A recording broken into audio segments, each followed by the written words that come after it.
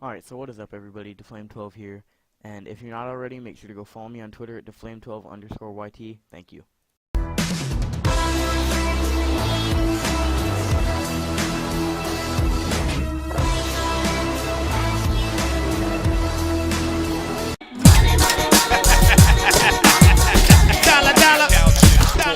Alright, what is going on everybody, DeFlame12 here, with my Day 1 recap of NBA Free Agency 2017. And I'm going to try and make this as quick as I can, so let's just hop right into it. I'll be going in alphabetical order by team name, not by city.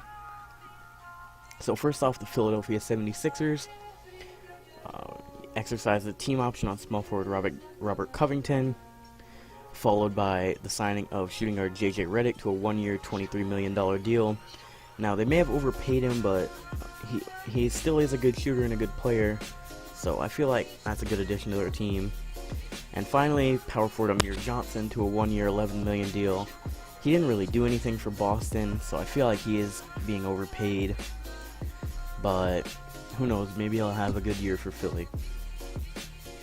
The Milwaukee Bucks re-signed wing player Tony Snell to a 4-year, $46 million deal. I feel like that's definitely overpaying him since he's not a very good player. He didn't really do anything for the Bucks this year, or the Bulls for that matter.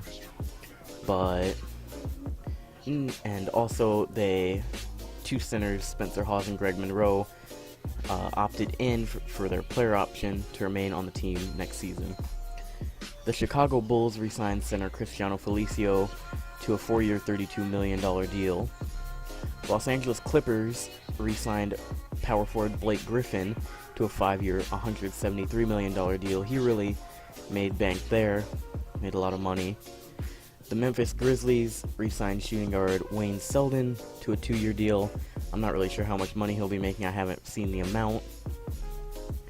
Just a couple hours ago, probably less than that, the Charlotte Hornets signed Michael Carter-Williams, point guard, to a 1-year, $3 million deal.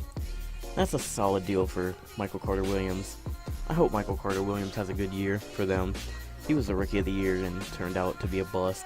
He's kind of in the same shoes as Tyreke Evans, but I feel like Tyreke Evans is still better than MCW.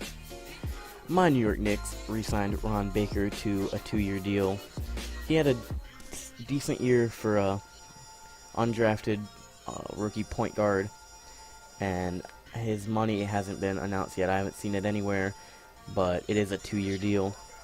The Lakers exercised their team option on David Nwaba, a shooting guard. I'm not really sure if I pronounced his last name right. It's something like that. It's spelled N-W-A-B-A. Nwaba is what I'm guessing. Then the Dallas Mavericks exercised their team option on point guard Yogi Ferrell. He actually had a really solid year, and I feel like he could be a pretty good player one day. The New Orleans Pelicans re-signed point guard Drew Holiday to a 5-year, $125 million deal. I feel like that might be overpaying for him, but, you know, I'm not really sure. It's $25 million a year, but he's not a bad player and definitely top 3 piece on that team with Davis and Cousins.